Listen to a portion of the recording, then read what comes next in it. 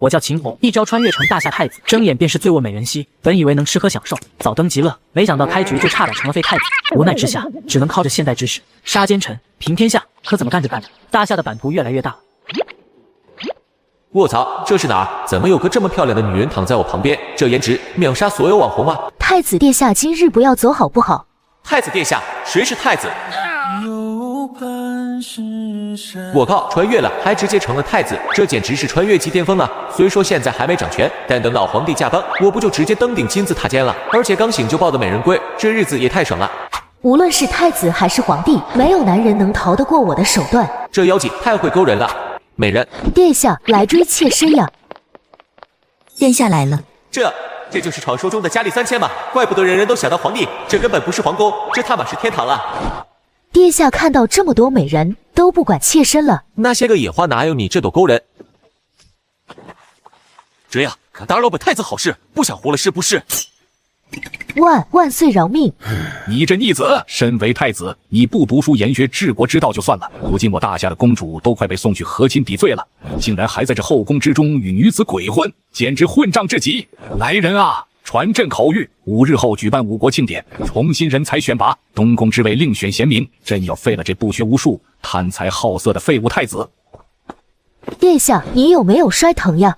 我靠！刚才一进水才接收了原主的记忆，这原主是个混蛋，把亲生孩子输在了赌桌上，转头就来这寻欢作乐。现在这朝堂上是大皇子和三皇子把持大权，大皇子的母亲还是皇后，秦红哪是太子啊，分明是个随时被废的靶子。殿下别担心，平日皇上最疼您了，每次都是雷声大雨点小，不会真责怪您的。殿下，混人弟，老婆孩子都要被人卖了，还有心思在这调情？原主是人渣，我可不是。本宫先出去一趟，咱们改日。皇叔，求求您不要再打母妃了。果然是秦红的种，这求饶的样子跟你那窝囊爹一模一样。小杂碎，别脏了老子的鞋。月儿，你别吓唬娘亲，快醒醒啊！月儿可是他的亲侄女，皇家嫡亲的公主啊，她为什么要这么对我们母女？给她弄醒，本王要活的。母妃不怕，月儿没事，月儿不疼。我的月儿，是母妃对不起你。你们不要再打了，母妃真的会死的。皇叔别打了，您要打就打月儿吧。这小杂碎留着还有用，可不能就这么打死。不过戏得慢慢演才有意思。看你们这副母慈子孝的样子，倒让本王着实感动。那就换个打法，打这个小杂碎。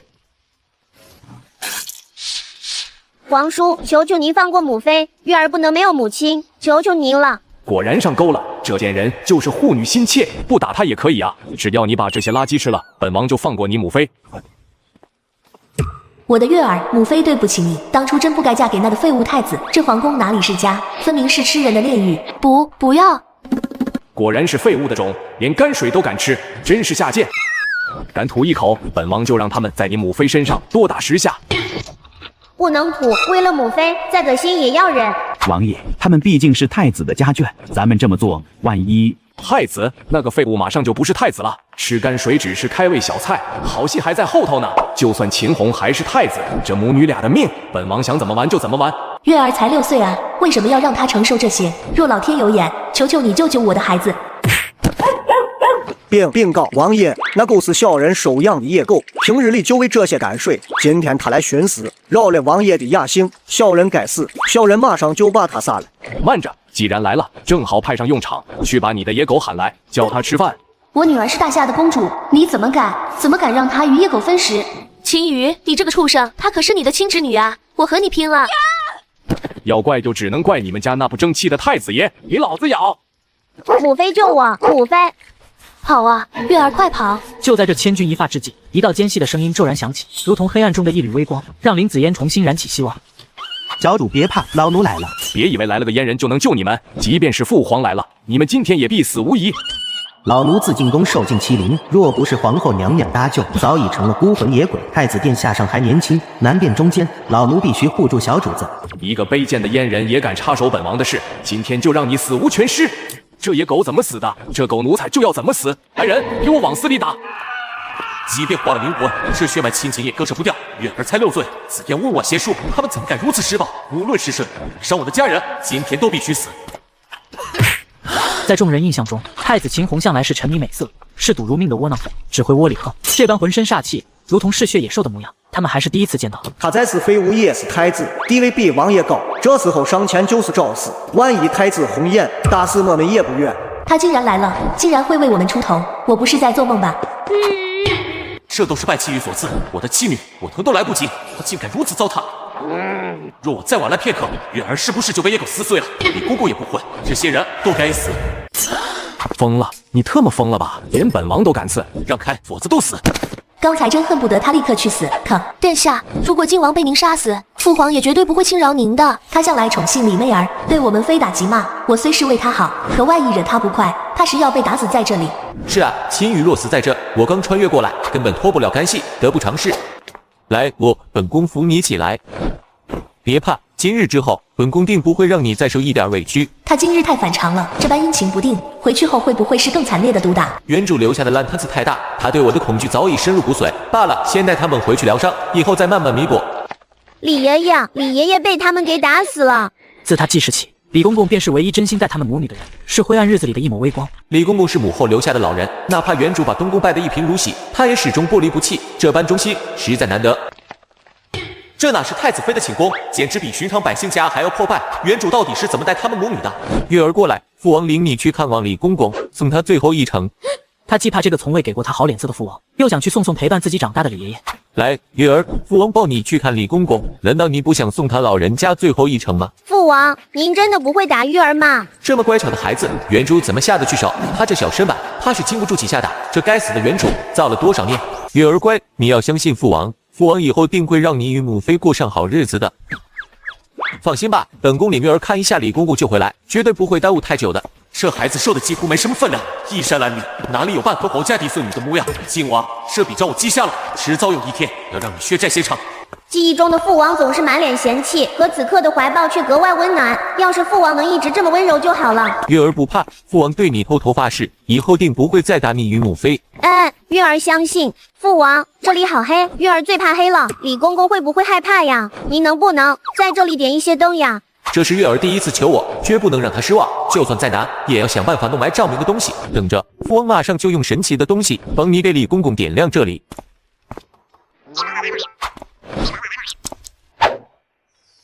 父王好厉害！只要能让他们母女重新接纳我，这点麻烦算得了什么？老人家，您放心，我秦红在这立誓，日后定会保护好身边之人，守住太子之位，将所有对手全都踩在脚下。有朝一日，本宫若君临天下，必将追封您为忠永侯。从今往后，我绝不会再让智能拿掉一滴眼泪。这逆子总算有点朕当年的风范了。想当年朕为太子时，那侯爷敢与朕叫嚣，朕直接给他脑袋开了瓢。明帝正沉浸在过往的回忆中，御书房外突然传来吵闹声，打断了他的思绪。父皇，儿臣自幼与三弟关系亲厚，如今三弟被太子打得昏迷不醒，儿臣今日求父皇给三弟讨个公道。圣上，靖王做事是莽撞了些，但太子不顾血脉亲情，将亲兄弟打得半死，这手足相残的事若是传出去，实在难以平息众怒啊。老三不是没死吗？太子欠赌债输了，孩子固然有错，但老三就能对朕的亲孙女下死手吗？要不是太子及时赶到，你看朕会不会砍了他的头？圣上这是又要偏袒那个废物太子了。那个贱女人死了这么多年，还占着圣上的心，若不是她，我儿早就是太子了。朕看双方都有错，这是就此作罢，一切以5国盛典为重。这原主就是个彻头彻尾的傻子，把亲娘的死归咎于皇帝，反倒把包藏祸心的皇后当亲人，简直蠢得无可救药。刚来就接手这么个烂摊子，我在朝中毫无势力，唯一能用的李公公也被秦羽打死了。一旦太子之位被废，我和林子言母女俩都得死。还好有5国盛典，这是我唯一翻身的机会。只要能在盛典上出头，得到父皇赏识，到时候看谁还敢欺负我们。前世上下5000年的知识可不是白学的，收拾这些小喽啰还不是绰绰有余。殿下，您怎么睡在这个地方呀？快起来，妾身扶您回去歇息。糟了，忘了还有这么个妖精在。昨晚靖王府的事我早已知晓，没想到这个沉迷美色的废物竟也有冲冠一怒的时候。李公公他老人家为了保护月儿那孩子，也算是死得其所，即便见到死去的皇后，也不会有遗憾。还好他们母女没事，殿下就别再难过了。这个仇早晚要报，现在四面楚歌，得小心布局，不能急。妾身这就扶您回去，吃过早饭，咱们再好好睡一觉。你先回去吧，我再待一会儿。以前不管何时，只要我开口，秦红都会像狗皮膏药般粘上来。今日竟如此冷淡，那妾身先告退了。晚上别忘了来找臣妾啊。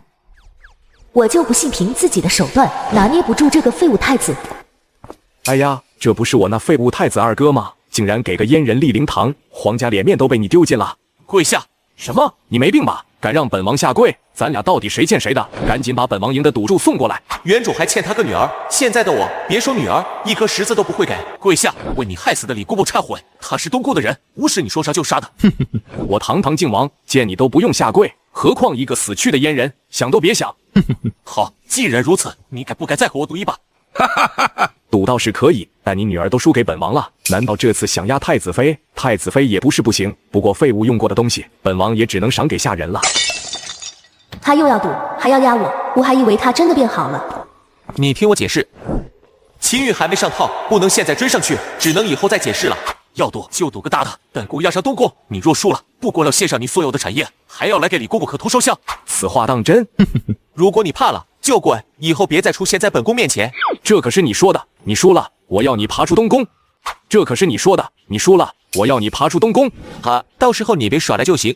耍赖！来人，去拿纸笔，立字为证。说吧，赌什么？就赌5国盛典选拔，本宫能不能取得魁首？谁都没料到，这个时赌时输的废物太子，竟敢扬言要夺5国盛典的魁首，简直是找死！四弟诗词歌赋冠绝皇子，大哥文武双全，还是皇后亲子，这废物拿什么争得魁首？很好，本王不但要让你失去一切，还要让你亲眼看着自己的女人被折磨致死。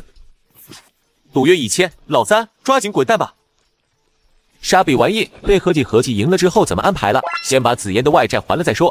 我必须尽快解释清楚刚才的误会，否则想要赢得他们母女俩的信任，只会难上加难。他是来弹压我的是吧？若真要如此绝情，我和月儿不如死了干净。母妃，你怎么哭了呀？是不是父王又打您了？他现在不是变好了？殿下，求您杀了我们吧！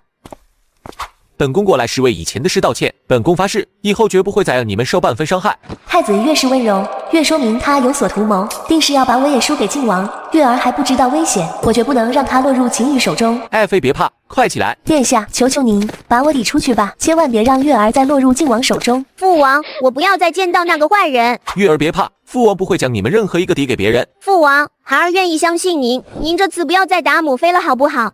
父王不光这次不打，以后也绝不会打你们，否则天打雷劈。眼前的和谐场景是林子嫣从未敢想的，但他想起太子过往的誓言，他赌红了眼，什么事都做得出来。他眼中的不信任太明显了，原主欠他们的，我必须一点点补回来。紫嫣，说说你有什么愿望吧，只要你说，本宫定会做到。臣妾希望殿下赌运齐天，收服天下美女。本宫要听你的真心话。臣妾希望殿下平安喜乐，只要殿下开心，臣妾就开心。如果以后殿下想撒火，只打臣妾就好了，千万不要再打月儿了，她还小，真的承受不住。林子嫣卑微的哀求像针一样扎在秦红心上，她看着这个被原主折磨得满身伤痕却仍护着女儿的女人，心中满是动容与疼惜。明明是真心待我的好女人，原主那个废物怎么舍得下如此重手，真是猪狗不如。放心吧，本宫日后再不会对你们动手，也绝不会让任何人欺负你们。月儿，快帮父王劝劝你母妃！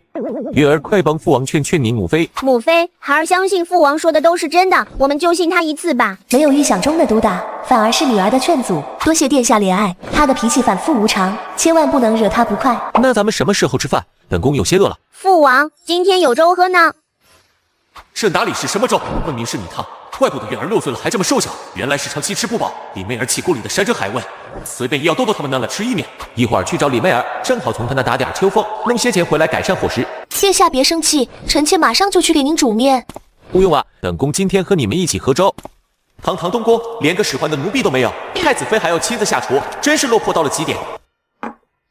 家里缺什么都置办一下吧，尤其是月儿正是长身体的年纪，给她买点好吃的，顺便再帮本宫找点笔墨纸砚送到灵堂。这是太子第一次给我这么多钱。秦红正盘算着怎么从里面那弄钱，一道娇嗲的声音突然响起：“小心点儿，不要动不动就扑到本宫怀里。”殿下说晚上来找妾身，妾身实在着急，就想着来看看，没想到突然头晕，差点摔倒。太子妃端庄贤淑，可李媚儿这种热情主动的模样，确实对男人有致命的吸引力，怪不得原主会沉迷她。上午还好好的，怎么突然头晕了？本宫这就让人传太医。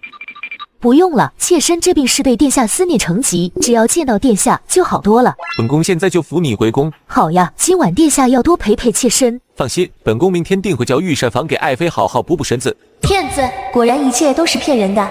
秦红抱着李媚儿踏入殿内，数名仆人连忙躬身行礼。殿内名贵瓷器摆满博古架，与林子嫣住处的冷清穷酸形成天壤之别。一个妾室竟过得如此奢靡，而堂堂太子妃却要亲自下厨，连口饱饭都吃不上，原主还真是个畜生。爱妃，不如咱们玩个游戏助兴。殿下想玩什么？妾身都陪您。本宫最忌手痒，碗2把头子，本宫压着玉牌，爱妃随便拿点纹银首饰就行。妾身的一切都是殿下给的，只能拿这些不入流的小玩意儿陪殿下乐呵。随便赢2、3件，都够林子嫣母女好好吃1个月了。还好前世玩头子是绝活，光听姚钟声就能变点数，蒙住里面还不是易如反掌。那便开始吧。爱妃先来开。殿下，妾身可没欺负您哦。理由，爱妃好运气，本宫这局怕是要输了。爱妃莫泄气，要不咱们3局2胜。来就来，反正他也赢不了我。爱妃别急，咱们5局3胜。殿下，这次您先开嘛，妾身要看您的点数。殿下，咱们就以这局定胜负，重新来。都听爱妃的。殿下对妾身真好。哥，殿下好坏，妾身不玩了。李媚儿撒娇的模样风韵十足，秦红看得兴起，当即吩咐仆人取来笔墨纸砚，在宣纸上洋洋洒洒写下一首诗。来，给本宫唱上一段，配这诗正好。李媚儿接过宣纸，眼中闪过一丝惊讶，随即迅速掩饰，轻声哼唱起来。秦红半躺在椅子上，跟着节奏轻轻摇头晃脑。不错，唱得极有韵味。本宫有些累，爱妃给本宫按按吧。殿下就知道欺负妾身，正好妾身前几日寻来上等药膏，专门通经活络，用了之后第2天定能浑身畅通。妾身就罚殿下好好享受一番。就她这模样，就算是普通护手霜都让人舒坦，这场景可不比电视里的沙滩美人捏肩差，简直是人生巅峰。这古代药膏果然是纯天然的，效果真不错，后背都觉得轻松了不少。昨晚发生什么了？李媚儿应该被我征服了吧？来人，让御膳房立刻准备大补汤，要最滋补的那种。谁呀？一早晨就让人惊吗？殿下，是我，您快开门。昨晚刚被父皇撞见，今早又被正室找上门，简直倒霉透顶。早啊，爱妃，吃了吗？求求殿下，救救我们的女儿吧！月儿怎么了？月儿高烧一整夜，太医都束手无策，只求殿下能去父皇那里求些神物，给月儿续命。孩子看病的花钱啊！明明是我想坑他，怎么反倒被他把贴身财物拿走了？怎么回事？昨天还好好的，怎么会突然变成这样？启禀殿下，公主风寒入体，加上长期体虚，导致高烧不退，药效根本不起作用。风寒入体，这才几月，天气也不冷，怎么会突然风寒？药石难医啊，唯有国库中的千年人参，或许能为公主续命，但也只能尽力一试。殿下，求您救救月儿，您去求求父皇，求他把人参借给月儿用吧。月儿是您的亲生骨肉啊。人参那东西说穿了跟大萝卜差不多，顶多能吊口气，根本治不了高烧。可林子嫣不懂，她现在只认这一根救命稻草。太子妃，去取白酒来，度数越高越好。公主都快不行了，太子竟然要喝酒。太子殿下，月儿的命都快没了，您还要喝酒？您这是要提前庆祝吗？殿下，公主危在旦夕，您还是赶紧去求陛下吧。白酒根本解不了燃眉之急。你这庸医，白酒是用来给月儿治病的，你不帮忙就算了，还敢拖延时间，赶紧去给本宫取酒。来，老夫乃陛下亲封的御医院院长，出身祖传医学世家，太子可以侮辱老夫，但不能侮辱老夫的医术。要是白酒能治病，那老夫就把酒坛子吃了。好，一言为定。如果本宫能用白酒给月儿退烧，你就给本宫把酒坛子嚼碎了咽下去。要是没用，本宫亲自给你道歉。现在立刻去拿酒。好，老夫现在就去拿酒，倒要看看殿下怎么收场。都推到一边，别打着风。都说太子暴虐，今日亲眼所见，才知传言非虚。若让他继位，百姓必遭大难。秦红蘸取白酒，小心翼翼地擦拭秦月的手心脚心。这是我的女儿啊，血脉相连的至亲，原主到底是怎么下的屈手的？她受了这么多苦，昨天还在为我说话。殿下真的在用白酒治病？他真的开始在意月儿了吗？去倒杯热水来。这才不到半炷香就好了，殿下莫不是在糊弄人吧？都已经开始退烧了，还想咋的？是真的，脉搏平稳了，白酒竟然真的能治病。行了，这有个药方，你拿去亲自给月儿煎药，别耽误时间。殿下医术通神，求您收我为徒吧。父王，月儿，你吓死母妃了，怎么会突然染上风寒呢？对不起母妃，都怪月儿不听话，您别怪晴子哥哥。月儿乖，慢慢说。母妃不怪你，也不怪晴子哥哥，你告诉娘亲，昨天都发生了什么？昨日孩儿遇到晴子哥哥，他叫我去湖边玩闹的时候，他不小心推了我一下，我就掉进湖里了。晴子是靖王的儿子，我们娘俩无依无靠，怎么敢招惹？晴子，秦羽的儿子，比公公的仇我还没报，他今儿敢动月儿，大夏天把人推湖里，这是想害死我女儿。狗逼老三，子不教，父之过，等你太子爷爷来打断你的狗腿。孽子，你是谁的爷爷？要打断谁的腿？朕的孙女都病成这样了，不去想办法治病，反而在这里骂人，朕平时就是这么教你的。父皇，不是您想的那样，亲自他。恭喜陛下，贺喜陛下！太子殿下大才，发明了白酒降温法，真的将公主给治好了。朕这个逆子是什么德行？朕比谁都清楚。李院长，你就不用为他开脱了。文武百官都等着五国庆典选拔，亲眼看着朕废了这个废物太子，他倒好，不想着好好准备，还在这搞这些旁门左道。你要是真有能耐，就赢了明天的庆典选拔，否则朕只能废了你这个太子。月儿，朕身为帝王，终日忙于朝政，竟不知自己的亲孙女过得如此窘迫。太子，你就是这么照顾子女的，让她瘦成这副模样。皇爷爷，您别怪父王，父王现在对玉儿可好了，还做蜡烛灯给玉儿玩，玉儿的病也是父王治好的呢。不管怎样，一生病就是他的疏忽，朕绝不会轻饶他。皇爷爷不要，是玉儿自己不小心，不怪父王。是玉儿和晴子哥哥在湖边玩闹，自己站不稳掉下去的，不怪晴子哥哥，也不怪父王。秦子，老三的儿子，怪不得秦红要喊打喊杀，原来是他的孽子害了月儿。子不教，父之过。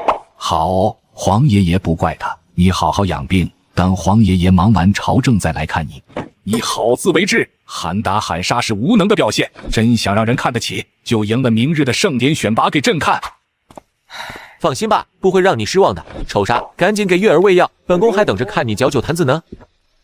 太子殿下，老臣有眼无珠，不知殿下医术通神，求殿下宽恕老臣。想让本宫原谅你，今日就留在这照顾公主，不得有半分疏忽。老臣遵命，必当尽心竭力。明日是五国盛典选拔，你是太子正非要出席，拿着这些去买件像样的衣服，别委屈了自己。他是知道明天要被废了，想最后撑撑面子嘛。这些年从未给过我1分钱，如今倒是大方，只求他明日输了后能放我们母女一条生路。傍晚，秦月悠悠转醒，见屋内没人，便走出房门，看到林子嫣正在收拾衣物。母妃，您收拾东西做什么呀？你父王明日怕是保不住太子之位了，咱们就得搬离东宫，先收拾好东西做准备。不会的，父王已经变好了，他一定会赢的，一定会做个好太子。我也想信他，可一次次失望，早已不敢再有奢求。走，母妃带你去见李公公最后一面。月儿记事起，都是李爷爷保护月儿，不让哥哥们欺负我，还常为了护我被打得鼻青脸肿。月儿放心，咱们会堂堂这回东宫，父王会让你三王叔亲自跪在李公公灵前忏悔。多少次发誓都没用，只求他彻底输了后能放过我们。今日便是五国盛典选拔之日，这盛典由大夏与周边4国共同举办，关乎各国资源分配。夏国已连续9年垫底，国力日渐衰退，此次若再失利，便会沦为附属国，因此明帝极为看重。原主办不到的事，我来办。今日既是扬名立万之日，也是讨还所有仇怨之时。太子殿下驾到。这孽子若敢在此刻装疯卖傻，朕定要新账旧账一起算，当场废了他。儿臣见过父皇。去做吧。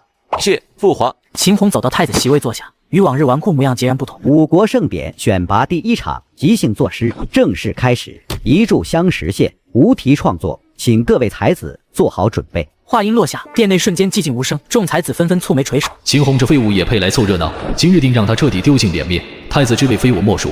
父皇，儿臣就先献丑了。山川族千仞，皆是脚下尘，扬鞭踏金马，四海尽归心。这话一出，殿内立刻响起雷鸣般的掌声。四皇子瑞王率先起身称赞：不愧是大哥，此诗气势磅礴，实至名归。贤王殿下心怀帝王之志，方能做出这般绝世佳作。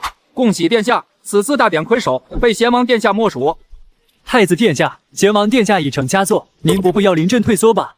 所有人都以为秦红会手足无措，可他却端坐在席位上，指尖轻轻敲击桌面，仿佛一切与他无关。大哥作品已成，也该到二哥了。要本王说，二哥不如直接认输，省得待会儿丢人现眼。丢人，一会儿谁丢脸还不一定。你还是先备好护膝吧。好，既然二哥想自取其辱，那就按规矩来。一炷香时间，请吧。本宫作诗何须一炷香？拿酒来。一旁宫女连忙捧着酒坛上前，秦红一把夺过，拍碎泥封，高举酒坛仰头豪饮，随即猛地将酒坛摔在地上，所有人都惊呆了。太子，你敢在殿上胡闹？尔等且竖起耳朵听好。君不见黄河之水天上来，奔流到海不复回。君不见高堂明镜悲白发，朝如青丝暮成雪。人生得意须尽欢，莫使金樽空对月。天生我材必有用，千金散尽还复来。长风破浪会有时，直挂鱼帆济沧海。这一句掷地有声，尽显豪情壮志，与往日那个窝囊太子判若两。你抢本王的酒坛作甚？那是给本王备的。老三，你自己啥身体状况心里没数？许成这样，以后还是别喝酒了。太子怎么可能会作诗？他10岁以后就没摸过书本，定是作弊。赵公子所言极是。昨日臣与靖王路过东宫，亲耳听到有人唱此诗，此诗配有曲调，绝非今日即兴所作。不争气的东西，竟敢在选拔上作弊丢人！太子还不跪下受罚，朕今天就废了你这个废物！你说这首诗之前就有，你听过？那好，请问你怎么证明这首诗不是本宫做的？就算是你所作，今日比的是即兴作诗，你拿之前写好的东西来凑数，总归还是你输了。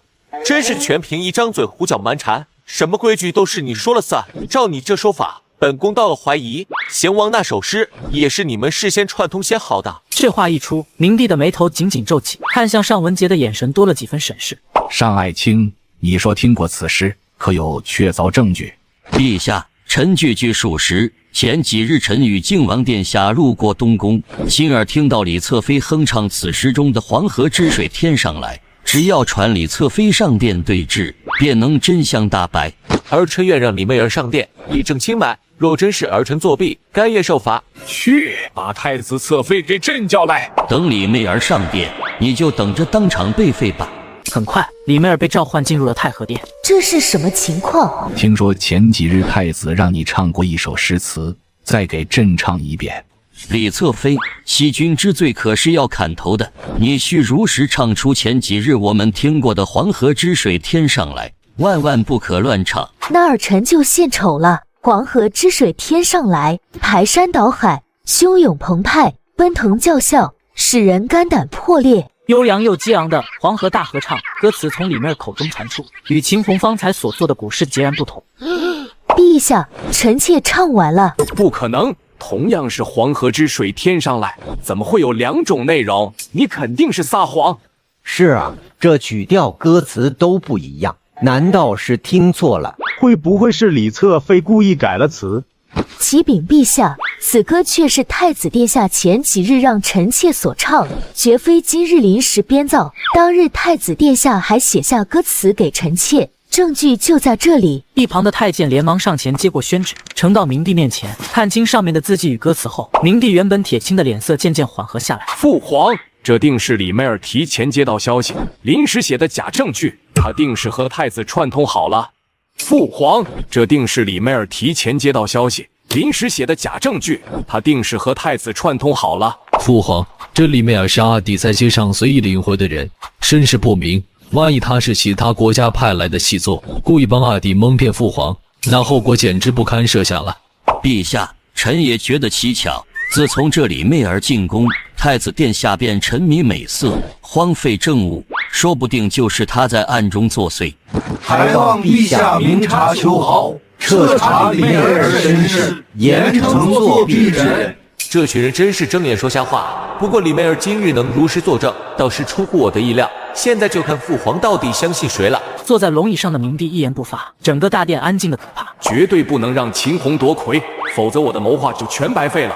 太子之位必须是大哥的，我才能届时崛起。秦红这废物能唬住旁人，还能骗得过我？老三这暴脾气被挑起来，正好能帮我打压他。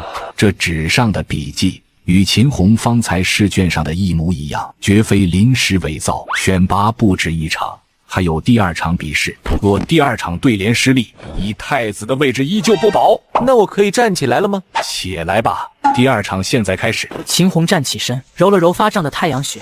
一群苍蝇嗡嗡个没完，笑话我也看够了。既然你们自取其辱，那就开始吧。父皇，请出题。这小子今天这是怎么了？气势这么足。第2场比对联，朕出上联，你们对下联，工整贴切者胜。比对联，这可是我的强项，就算忘了一半学识，对付这群人也绰绰有余。听好了，上联是春风放胆来疏柳。贤王眼珠一转，立刻有了答案，转头得意地瞥了秦红一眼。冬雪之曲复润苗，这么简单的对联，秦红这废物肯定对不上。夜雨蛮人去润花。启禀陛下，以老臣看来，贤王与太子2位殿下此番不分胜负，既然上院首都这么说，那就让二人互对，分个高低。本王是兄长，理应让着弟弟。太子先出队吧。论长论贤，都应该是大哥先。太子刚才定是运气好，现在让你出队，怕是根本想不出来吧？哈，本宫是怕先出了，就没大哥表现的机会了。太子这话未免有些狂妄了，这可是5国选拔，不是吹牛的地方。贤王可是上院首的弟子，怎么会对不上？本宫说的是事实，就本宫这上联，你大哥的学识还真对不上。太子尽管出队，贤王要是对不出来，我就亲自跪下来叫你一声老师。这年头还有上赶着下跪的，听好了，上联是海水潮，潮招潮，潮潮潮落。殿内瞬间寂静，尚文杰僵在原地，手指捻着胡须，冥思苦想，最终也只能颓然摇头。李爱卿，你来试试。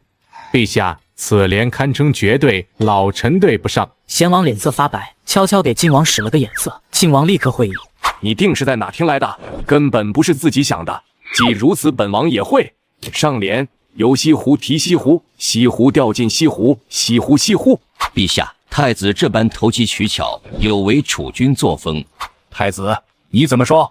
你不会，不代表别人不会。下联浮云掌，长长掌，长掌长项。自己出的联能对上有什么稀奇？有本事对我的，那你自己出的，倒要看看你有没有答案。这是千古绝对，根本没有答案。那是你没遇到本宫。偏好拿短椅挂短衣，短椅砸短衣，短椅短椅，够不够？不够还有倒木椅、祖木椅、木椅爬木椅、木椅木椅。这一幕让众人如遭雷击，震惊的说不出话。还来吗？冯家子、田家子。家子崩家子，秦红展现出的才华瞬间让晋王脸色铁青，他踉跄后退2步，而一旁的尚文杰更是两眼一翻，身子直接瘫软倒地。千古奇才，太子殿下真是千古奇才啊！这废物怎么突然变得如此厉害？必须尽早除了他。好，秦红此举当真是扬我大夏国威。秦红对着明帝拱手作揖，随即转头扫向百官。还有谁不服？太子，儿臣在。太子的文采，可有人不服？既然无人不服，朕宣布，此次盛典选拔魁首，太子秦红实至名归。结果一出，百官虽早有预感，却依旧难以接受。原本等着看太子被废的各方势力，瞬间陷入慌乱，所有谋划都成了泡影。盛典选拔结束，3日后举办庆功宴，受邀者准时出席。朕还有政务要处理。都退下吧。随即明帝转身离去，而此时贤王脸色阴沉，亲信拉着他退到角落，低声交谈。今日贤王殿下的那首诗可真是文采斐然啊！那是自然，贤王殿下读圣贤书的时候，咱们的太子殿下还不知在哪寻欢作乐呢。嘘，可千万别让太子听见了，今天他可是威风了，也不知那诗是不是真是自己做的。这群人还装聋作哑，今日不仅要立威，更要为月儿和李公公报仇。欺负过我们的人，一个都跑不了。爷啊，这人怎么就没点自知之明，连赌约都不来兑现了呢？二哥，您刚夺得魁首，正是声望鼎盛之时，上院首已然晕过去，若非要他兑现赌约，恐会损了您的名声啊。本宫收个连对联都对不上的老东西有什么用？端茶倒水都怕他装晕误事，不过私底开口求情，本宫怎会不给面子？这师傅，本宫不当也罢，我的目的是报仇，懒得跟你纠缠。太子哥果然宽宏大量，老东西的赌约就算了，但本宫与靖王的赌约，难道你也要装晕躲过去？本王愿赌服输，100两黄金奉上，这点小钱还入不了本王的眼。本宫虽读书少，却也知愿赌服输4字。靖王忘了，赌注是你的全部身家，还有对着李公公的临危忏悔，你想赖账？秦红，三弟已然给了钱，你又何必如此咄咄逼人，伤了兄弟和气？伤和气？当初你们欺负我家人，灭杀李公公的时候，怎么没想过和气？今日定要让你们血债血偿，死或者兑现赌约，你自己选。太子殿下，臣弟愿意随你回东宫履行赌约，算你识相。财产本王已经派人送来，但让我跪一个阉人，绝不可能。你别得寸进尺。不可能！在你纵容你儿子推月而进湖，看着手下打死李公公的时候，怎么没想过不可能？秦红，你敢对本王动手，我要杀了你！这一脚是替月而逃的。你敢伤他分毫，本宫便废你双腿。李公公，我替你报仇了。你要干什么？我是王爷，你不能杀我。好好尝尝落水的滋味，这是你儿子千玉儿的。靖王被护卫从护城河救回，高烧不退，不断抑郁。王妃，听说太子用白酒治好了嫡孙公主的高烧，要不咱们也试试？白酒，快拿白酒来！秦月那小畜生能好，本王也能好。仆从端来白酒，靖王猛灌了几口，随后沉沉睡去。说吧，又出了什么事？启禀父皇，三弟输掉赌约，二弟竟逼他对着一个太监的灵位下跪，还打断他的腿，扔到护城河里。二弟此举不仅伤了兄弟和气，更有辱皇家脸面啊！陛下，都怪臣妾没教育好太子。您生气归生气，可千万别废了他的太子之位啊！贤王的野心愈发明显，母子二人3番5次告状，真当朕看不出他们的心思。储君之位岂能由后宫插手？即便秦弘以前荒唐，也不能轻易废除。朝堂失衡，只会引发更大祸端。父皇，三弟本就不识水性，二弟竟打断他的腿，再扔去护城河，三弟险些丧命啊！这难道也要算了吗？陛下，若不是贤王及时赶到，老三恐怕早已没了性命。秦弘此举太过狠厉，您断不能再纵容啊！来人，用最快的速度把太子给朕带过来。别漏了破绽，先回寝宫再议。肯定是这俩人在父皇面前告状，刚收拾完靖王，贤王就跳出来了。看来庆功宴怕是不安生。儿臣秦弘求见父皇。进来。父皇，这么晚喊儿臣过来，是有什么要事吗？老三本就不会水，你还打断他的腿，扔去护城河。你知道他差点死掉吗？儿臣之前就跟父皇说过，老三纵容儿子推月儿进湖，害死李公公，这些是孩儿忍不下去。当时父皇也没阻止，儿臣还以为您默许了呢。朕当时有说允许你这么做吗？父皇没说反对，儿臣就当您默许了呀。罢了，老三本就有错在先，差点害死朕的嫡孙女。秦弘动手也是情理之中，朕身为父亲，不能再寒了他的心。一碗水必须端平，以后不可再做这种手足相残的事。若再有下次，朕绝不轻饶。要不是你压账，老子早弄死靖王那狗东西了！敢害我的妻女，这笔账没完。儿臣知道了，只要老三不主动招惹，儿臣绝不会再动手。赶紧滚蛋！别忘了3日后的庆功宴。知道了，父皇，儿臣这就退下。东宫寝殿内，天还未亮，秦月拽着秦弘的胳膊，便将他从被窝里拉出来。父王，快起来！今天要上早朝，还要去庆功宴呢。太子昨日在选拔中的表现，令朕倍感欣慰。谢父皇夸奖，儿臣定当再接再厉。好，既然太子洗心革面，朕便给你一个机会。3个月后，6国盛典由太子带队前往晋国。陛下英明。我并未报名参加盛典啊。秦弘回头看向贤王，贤王脸上挂着笑意，眼中藏着挑衅。果然是个局。贤王故意撺掇父皇让我带队，经过路途遥远，半路指不定会出什么幺蛾子，这是想趁我离京搞小动作。御花园内，庆功宴的桌椅早已摆放整齐。大中午的办庆功宴，真是莫名其妙。今日让我们共同庆祝太子殿下夺得5国盛典选拔魁首，干杯！多谢大家厚爱。虽说本宫这魁首是实至名归，但也全靠大家衬托。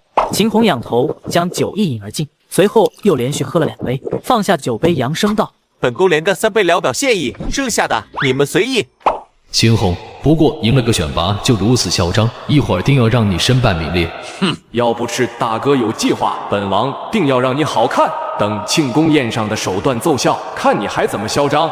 太子殿下即将带队前往晋国，为国争光。我们再敬太子一杯，祝太子一路顺利。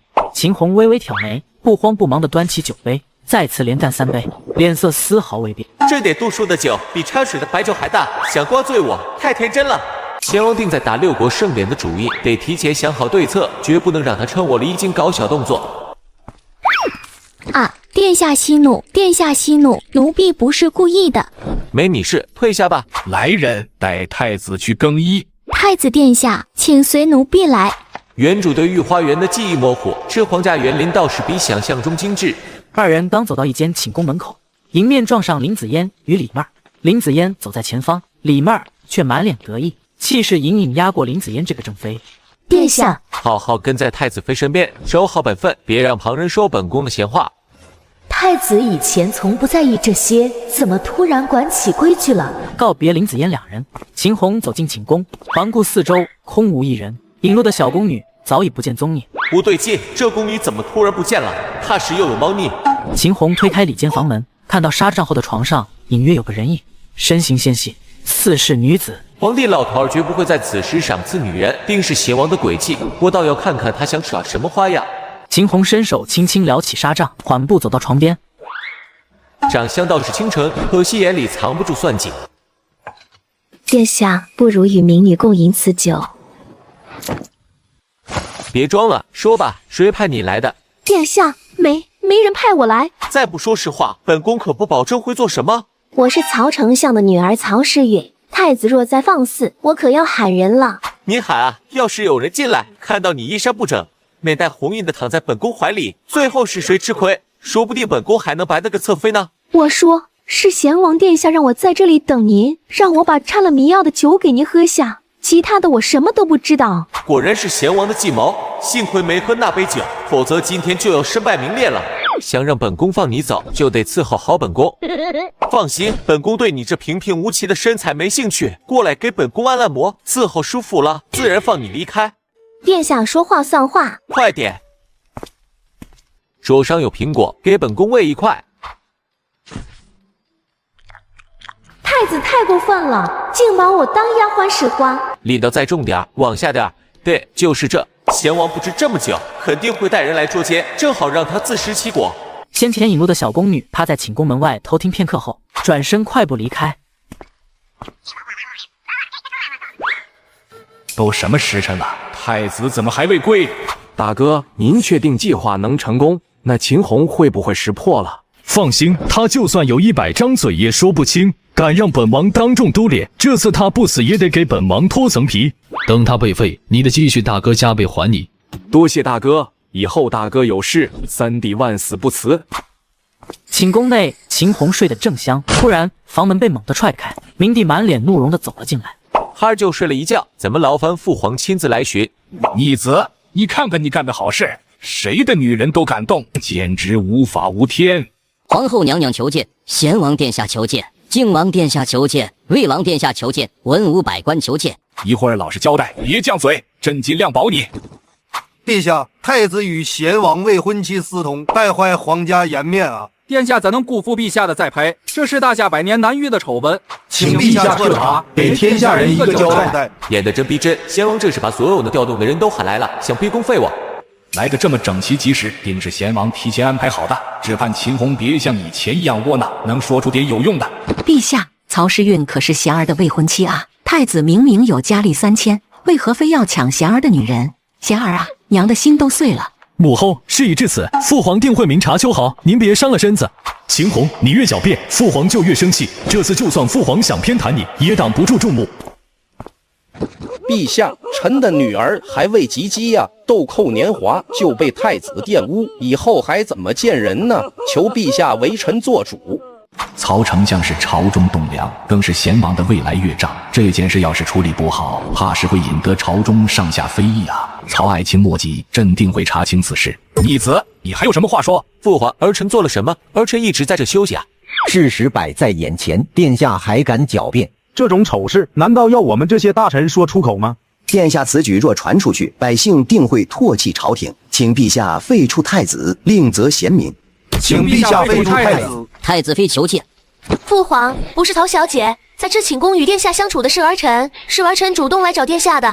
既然是场误会，众卿都散了吧，此事朕会私下处置。姐姐，咱们今日一直在一起逛御花园，从未分开过啊！你什么时候去找的殿下？李妹儿说着说着，惊讶地捂住小嘴。父皇，都到这地步了，太子还在狡辩，他这是明晃晃的欺辱儿臣，把皇家颜面踩在脚下。还请陛下严惩太子殿下，以正纲纪。连我想替他顶罪都做不到，殿下这次真的要被废了。废除太子，改日另择贤明，今日先散去，朕累了。秦红，你这个废物终于要下台了，明年的今天就是你的忌日。明帝刚转身，曹丞相突然扑上前，死死拽住他的裤腿。陛下，您不能走啊！臣的女儿还未及笄，清白被诬，您得给臣一个说法。我的女儿怎么办啊？吵了半天，连半分证据都拿不出来，跟闹着玩一样。别说本宫没见过你家女儿，就算见过，看你这爹理不饶人的模样，女儿能好到哪去？真当本宫饥不择食？曹丞相闻言，脸色气得涨红，猛地站起身，嘶吼着冲向房柱。太子敢做不敢当，还敢羞辱老臣！老臣活着还有什么脸面？明帝慌忙伸手去拦，却为时已晚。柱子旁的大臣及时拉住曹丞相。曹丞相不可，陛下定会为您做主。老臣没脸见人了，更无颜见列祖列宗了。父皇，您一定要为儿臣和曹丞相主持公道。太子这般无法无天，怎能留在东宫？太子殿下德不配位，嚣张跋扈，还请陛下严惩，以儆效尤。还请陛下严惩太子殿下。明帝看着失控的场面，又瞥了眼一脸无所谓的秦红，挥手一巴掌狠狠扇在秦红脸上。义子，你可知错？秦红直直地看着明帝，眼神中没有愤怒，只有浓浓的失望。如果父皇觉得孩儿活着让您丢人，那您就这样冤枉儿臣吧。反正在您眼里，儿臣永远是那个不成器的废物。这孩子明明在变好，这群人明显是有备而来。就算要废太子，也得有确凿证据，不能寒了他的心。天子犯法与庶民同罪，但凡是讲究证据，朕不会冤枉好人，也绝不会让旁人纵容污蔑太子。来人，传曹家女儿曹时运进殿。曹时运早被我买通，他只要开口指证，秦红就算有10张嘴也说不清，这次必死无疑。终于要等到这一刻了，秦红，你马上就要跪地求饶了。贤王以为曹时运是他的底牌，殊不知他早就被我拿捏了。曹时运在太监的带领下走进寝宫，看到满殿跪地的大臣，身子瞬间发抖。臣女曹时运参见陛下，陛下万岁万岁万万岁！起来吧，今日发生的事情，给朕细细道来。曹时运紧咬嘴唇，不敢抬头，余光偷偷瞥向贤王。有父皇在，大胆说，父皇定会为你做主。说，启禀陛下，民女今日参加完庆宫宴后，就直接回家了，一直待在家里，从未见过太子殿下。不可能，计划明明天衣无缝，他怎么会说谎？宫里已经被灭口，他为什么要背叛我？秦羽张了张嘴，嗓子像卡了东西，着急之下，眼前一黑，直直的晕了过去。太子没上当，还抓住了我的把柄，我腰间的痦子只有自己知道。他说要是我敢诬陷，就当众说出来，我哪里还敢说真话？既然事情已然真相大白，就都散了吧。有些人真是搬起石头砸自己的脚啊！把靖王送回府。李媚儿刚才那句话太刻意了，不像无心之失。之前打赌的事冒名泄露，诗会上他又恰好拿出歌词，这一件件根本不是意外。殿下今天太镇定了，和以前简直判若两人，或许他真的开始值得依靠了。殿下，妾身心直口快，刚才不小心说错话，害太子妃陷入窘境，求殿下责罚。他肯定是故意的，装得这么可怜，就是想骗殿下。起来吧，本宫相信你不会做自掘坟墓的事。先稳住他，看看他后续还有什么动作，正好揪出幕后的人。兵部尚书府内，秦红推门而入，白灼正在训斥下属。秦红见状没有上前，随便找了把椅子坐下。白灼掌握大夏多数兵权，且向来忠于明帝。如今我得罪了贤王他们，东宫连个侍卫也没有，必须要携人手保护林子嫣母女。白灼无意间抬头看到秦红，满脸惊讶，连忙挥手遣散下属。老臣白灼参见太子殿下。快起来，本宫此次前来是想向你要些人手，东宫需要侍卫。殿下，兵部的士兵都登记在册，随意调拨不合规矩，您看。那白大人觉得该怎么办？老臣有个折中的办法，开除几个士兵的军籍，再加上几个即将退役的人，一并送到东宫给您打下手，这样既合规，又能解您的燃眉之急。那就劳烦白大人了，本宫还有事，先行告辞。老臣还有公务，恕不能远送，殿下慢走。秦红回到东宫，林子嫣立刻迎上来。殿下，白尚书派人来了，正在教场等着您。这白尚书是敷衍我还是另有深意？怎么什么人都有？本宫看你们这面色，多半都不服气。就你们这群人，本宫随便动动手指就能碾压。有不服的尽管上来。几个身材还算健壮的老兵脸色一变，互相对视一眼，摆好架势，同时冲向秦红。一个纨绔子弟也敢嚣张，让你见识见识我们的厉害。还有不服的吗？我等服了，誓死效忠太子殿下。这里面有几个身手不错的高手，不像纯粹敷衍。白灼到底想干什么？算了，先用人再说。秦红带着这群老兵来到灵堂，指挥他们给李公公办理下葬事宜。看单子上的东西买齐，务必尽快回来。有了人手，还得有武器，得给他们弄些家伙是防身。客官，您需要哪种武器？小的给您介绍。我们这可是京城最大的武器店，勋贵们都来了。你们这里最好的武器是什么？带我看看。客官慧眼，只有3楼的镇店之宝才配得上您，请随我来。客官，这就是本店的镇店之宝，请过目。李佑，这不是秦红吗？一个弱不禁风的废物也敢来买剑？这地方是你能来的？他不是把家里当掉才凑够的钱吧？穷鬼一个，还想装大款？赶紧滚吧，别耽误人家做生意。我钱就别来武器阁凑热闹，穷鬼赶紧滚，别脏了我们的地方。这武器阁里怎么尽是狗叫？你这是在找死！想本宫死的人多了，你算什么东西？就凭小爷的势力，捏死你如同捏死一只蚂蚁。世子爷说的对，以您的背景，砍了这废物都没人敢管。您背后有大靠山，死个太子算什么？未来天下是表弟的，太子早得罪光了人，弄死他，表弟定会保我，赵家还能得到器重。若本宫是废物，那盛典上没排名的你，岂不是连废物都不如？我砍烂你的嘴！自不量力！客官息怒，出了人民小店承担不起啊！有本事子在，他死了也与你无关。不要打我，我怕疼。你知道我是谁吗？我爹会弄死你。赵世子是想另一个眼睛也肿起来？不想了，不想了，还不快滚！秦红，你等着，我这就叫我爹来。来，殿下饶命，求您大人不计小人过。韧性虽好，但工艺落后，一舌难保养，还不如找便宜老爹要兵器。宫里一下来这么多人，肯定出大事了。一会儿进去都站在门口，不许说话。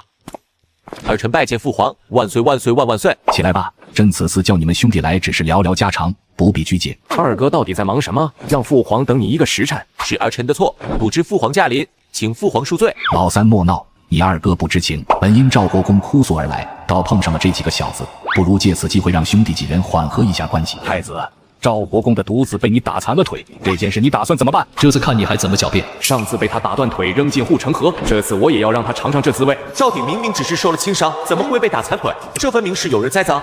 父皇，儿臣却与赵世子争执，但并未伤及他的腿啊。御医都确诊了，庆功宴轻薄曹丞相之女还没算账，竟还敢仗势欺人。父皇息怒，二弟定不是有意伤人，求父皇给二弟一个改过的机会。还要机会？朕给了他多少机会？屡教不改。罢了，太子改为福王，或许太子之位仍居东宫。太子位终于要到我手了，现在只剩瑞王一个阻碍。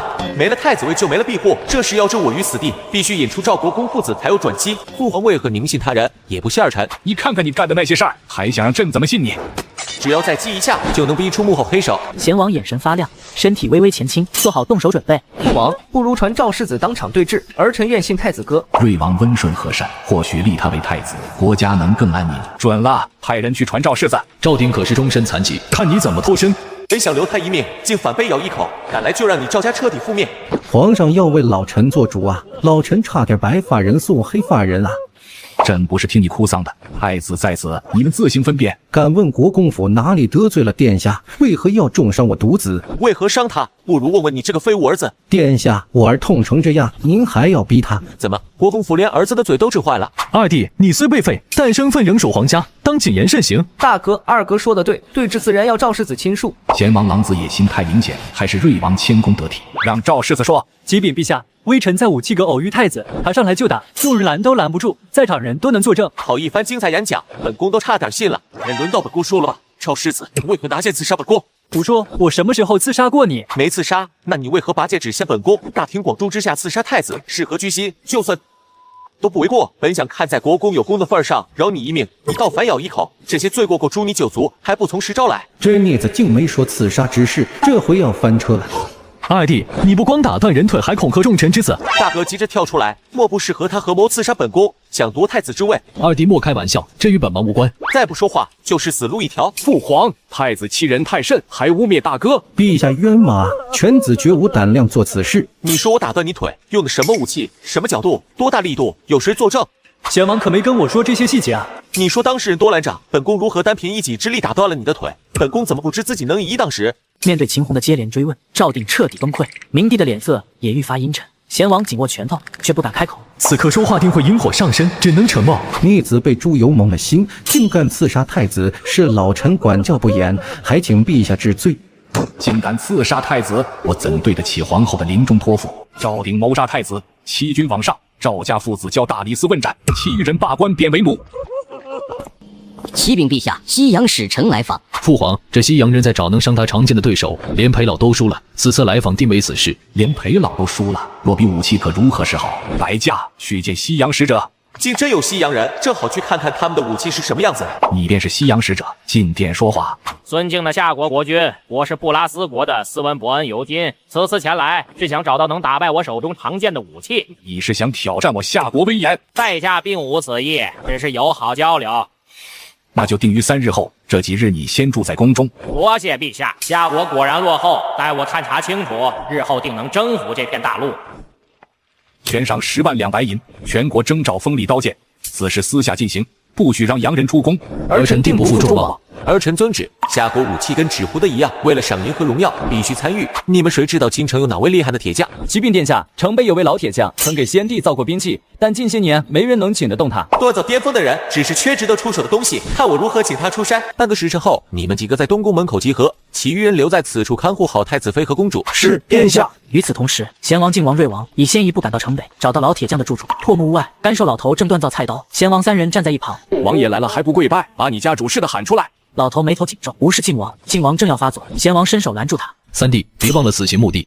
老人家，我们来请王铁匠出山，打造武器与西洋人比试，为夏国争光，帮您给个不面。闻言，老头动作一顿，转身抬头打量着3人。一旁的靖王怒火中烧，指着老头大声呵斥：再不喊王铁匠出来，信不信本王砍了你？我早就不打武器了，你们走吧。这老头难道就是王铁匠？你若造出能战胜西洋人的武器，赏银10万两，跟本王走，本王送你京城宅院，你也不用窝在这破屋了。死老头，我大哥请你是给你面子，别不识好歹再丢了性命。看这模样，今日定是请不动了。慢着。参见黄爷爷，参见黄爷爷。不一会儿，老头收起牌匾，继续锻刀，不再理会3人。3人无奈只能离开。谁料刚出门，就撞见秦红走了进来。废物，你也想来请王铁匠？小弟还有事，先行告辞。太子哥也回吧。王铁匠请不动的，本宫能不能请动，不劳你们操心。你要能请动他，我们原地吃屎。老铁匠的住处，贤王几人哈哈大笑，眼神里满是鄙夷。一旁的瑞王摇了摇头，转身离开此地。没想到这年头还有人上赶着吃屎。随后，秦红大步走进王铁匠的木屋内。本宫乃当朝太子，此次前来想请王铁匠出山。秦红莫不是得了失心疯？都说请不动，还过来丢人现眼，手法不错，但比起现代工艺差远了，也就比武器阁的废品强点。老人家，好钢要用在刀刃上，您用整块钢材锻材刀，虽坚硬却缺韧度，脆且难打磨，不方便使用。一个连比首都少见的纨绔，还敢指点天下第一铁匠，就等着被扫地出门吧。您可用铁包钢锻造，取铁的韧性，钢的硬性，排除铁软钢废的缺点。这样锻出的刀锋利不易折，还好打磨。草民乃先皇亲封天下第一铁匠，你老人家，您的淬火工艺也有问题。最合适的是水，油霜液淬火法，将菜刀加热到奥氏体化后，先淬入水中，约350度时转入油中，让过浪奥氏体缓慢转变为马氏体，既能保硬度又能保韧性，还能防变形开裂。听着秦红不着边的言论，靖王刚要开口嘲笑，却见王铁匠表情由不耐烦转为震惊，他顿时愣住。等等，我怎么就没想到呢？王铁匠立刻去动手试验锻造。1个时辰后，他拿着新锻好的菜刀，眼神热切。整整10年，我第一次锻出这么完美的菜刀。求殿下收我这个老头子为徒吧！我们刚跪过他，现在他倒跪太子，让我怎么咽得下这口气？等会儿吃过饭再走啊！来人，把干水桶拿上来，给2位王爷备膳。秦红，你别太过分！怎么，2位王爷敢说不敢做？出去可别说自己是皇室中人，实在有损皇家脸面。二弟愿赌服输，但吃泔水是不是有些太……这是上好玄铁，送给二弟就当补偿了。本王的也是。行了。本宫勉强饶你们一回，还不快滚！明帝对我的信任渐回，我本就和他们是敌人，没必要惯着。王铁匠，收徒就不必了，收拾东西跟本宫回去。本宫有很多好东西传授于你。殿下，草民还有个儿子，您看，一起去买一赠一的好事，本宫可不会错过。此次找你，一是锻造能打败西洋人的武器，二是造图纸上的东西，此物威力巨大，看过后立刻烧毁，绝不能外泄。殿下，您去哪里了呀？妾身找您找的好苦。王铁匠，你们先跟侍卫熟悉地方，缺东西找太子妃要。明晚之前，本宫要见到实物。殿下，妾身1日不见，就想您想的心慌。突然，寝宫内香气弥漫，秦红猛地深吸一口气。李妹儿被羞得满脸通红，推开秦红的手，而秦红顺势躺在床上，在她缓慢闭眼前夕，模糊间瞥见一道人影从衣柜中走出来。次日清晨，李妹儿坐在秦红的床边，轻声喊道：“殿下，时候不早了，该起来梳洗更衣了。”自古美女温柔乡啊，饶是本宫也抵挡不住。梳洗完后，秦红快步走向东宫。锻造的事得抓紧，可不能在西洋人面前丢夏国的脸。参见殿下，王铁匠的铸造师已连夜备好，他和儿子已开始锻造武器。你叫什么名字？回殿下，属下名叫周琦。你在东宫挑几个人，暗中调查一下李侧妃，发现异常立刻禀报，切记不要走漏风声。是，殿下。2次睡在他寝宫都失忆，打赌的是他脱口的话，还有昨晚衣柜的人影，绝不是巧合，需悄无声息的除了这隐患。殿下您来了。殿下，这是犬子王猛传承了我的打铁手艺，正在按您的图纸锻造弯刀。您给的图纸简直惊为天人，徒儿活一辈子都想不出这法子。咱们不讲这些虚的，好好锻造，本宫不会亏待你们的。这里的弧度不对，刃口要再磨薄些，按我说的去改。秦红亲自监督，王铁匠父子不断调整锻造手法，三人连续忙碌20个小时。天蒙蒙亮时，弯刀终于锻造完成。太子殿下到。见秦红走入大殿内，贤王、靖王、瑞王及众官员的神色各异。陛下到。这剑介于骑士剑与大剑之间，轻巧又有破坏力，还好我备了大马士革弯刀，这把稳了。此次试刀从外形、实用性、劈砍力、坚硬程度评比，胜者朕重重有赏。是父皇。好民建议用最原始的方法试刀，一决胜负。父皇，我夏国是东道主，让着西洋人也无妨。那你先挑对手，别说夏国欺负外邦人。谁先来？我来。夏国之威岂容践踏？太和殿内，众人目光齐刷刷聚焦在孙喜庆身上。末将请求出战。那就孙爱卿先来吧。是，陛下。请。朕偌大的夏国，连一把宝刀都找不到吗？启禀陛下，夏国很多宝刀都在兵器库供奉，不可轻易给小国蛮夷展示。这片大陆的人终将成为我们的奴隶，有什么可傲气的？但微臣听说，贤王与靖王手中都有宝刀，对战西洋人足矣。父皇，儿臣定不辱命。又一个上去丢人的。如今的局面本已让明帝颜面尽失，当他看向秦红正在摇头叹气，更加是怒火中烧。太子，难道你有什么办法吗？父皇说的没错，儿臣刚打造出一把宝刀，虽不及皇爷爷的，但也相差不远，正准备献给父皇。这逆子要是输了，夏国颜面何存？把你的宝刀呈上来！一群用古老技术的原始人，拿什么跟我们比？秦红拿起弯刀走向大殿中央，随手一划，西洋人手中的刺剑就断为2截。不头，我没看错吧？是太子斩断的剑。太子怎么做到的？连靖王都没成功。刚刚太快了，我根本没看清。这位远道而来的客人，你还有何话可说？我们所向披靡的武器怎么会如此脆弱？收起你那些无聊的小心思，夏国威严岂是尔等小国敢侮辱的？草民此次前来只是为了交流，既然被太子殿下侥幸断了兵器，自当愿赌服输。下次再来，希望夏国可以拿出更好的东西。既然是刀会已经结束，朕就不留你们了。可恶！等下次回来，定要踏平这落后小国。太子立了这么大功劳，有没有什么想要的东西都说出来，父皇一切都应你。若不是我上场晚，这殊荣本该是我的。父皇，儿臣什么都不想要，儿臣最大的愿望就是希望父皇长命百岁，平安喜乐。这么多儿女都在觊觎这个皇位，没想到唯一贴心的居然是曾经的纨绔太子。赏太子白银10万两，夜明珠1对。太子不用嚣张，等下有你好看。这下椅子更多了，得去靖王家谈那丑臭，钱生钱才是硬道理。西洋人来者不善，若不是太子，夏国就要被天下人耻笑了。贤王殿下请见。老大突然去而复返，定是有什么要紧事。儿臣参见父皇。启禀父皇，儿臣贸然打扰，是为了弹劾太子。弹劾太子？是的，父皇。太子殿下前几日与太医院院手弄出个伤风感冒丸，名义上是让所有百姓都能吃上低价药丸，实则是为了敛财。近几日有许多百姓因为那伤风感冒丸引发其他病症瘫痪在床，但是太子对这些置若罔闻，儿臣要弹劾太子草菅人命，违背民心。父皇，您可不知道那些百姓有许多失去了儿子，失去父母，他们想找太子，却被太子动用，是为威胁恐吓。可怜那些百姓本就勉强温饱，却因信任太子而失去亲人，最后还要被迫屈服太子的威胁下担惊受怕。城中不少百姓连绵哭声响彻2、3里，只想讨回公道，实在是闻者伤心，听者流泪啊！你说什么？太子怎么可能做出这种事情？最近他的表现明明都在走上正道，这才没几天，会不会有隐情？贤王此言当真？太子如此行事，是在作孽啊！真是天助我也！看你秦红还怎么得意？父皇，诸位大人，本王刚刚所说全是亲眼所见。许多百姓现在正跪在正阳门口，已有1000人之众，他们只想为家人讨个公道。岂有此理！简直目无王法！百姓是国家的根基，怎能如此对待？凤卿随朕一起去正阳门，朕倒要看看这个逆子究竟都干了些什么。废物！让你享本王的风头。这次看谁能救得了你。正阳门外，明帝带着群臣气势汹汹走来，但正阳门空地只有花草和阳光，百姓三两聚集，个个喜笑颜开。这不对呀，哪有哭嚎请愿的样子？这情况与贤王所说截然不同，难道有诈？贤王，这就是你说的签名请愿？这父皇可能出现了什么意外？儿臣刚刚出宫时，他们明明还跪在这里的。这群没用的贱民，收了银子宣敢反悔，坏我大事。陛下，这一景象也并不奇怪，他们没读过书，不懂请愿规矩，8成是跪累了起身休息。对，正如曹丞相所言，陛下驾到，尔等还不跪迎。参见陛下，陛下万岁。父皇，儿臣知道刚刚百姓们为何不跪了，恐怕不只是累了，8成是有人威胁，让他们不敢动作。可怜我夏国百姓啊，失去亲人不算，还要惨遭威胁，那人于心何忍了？分明是太子做，却不敢道出姓名，王法何在啊？这简直是夏国耻辱！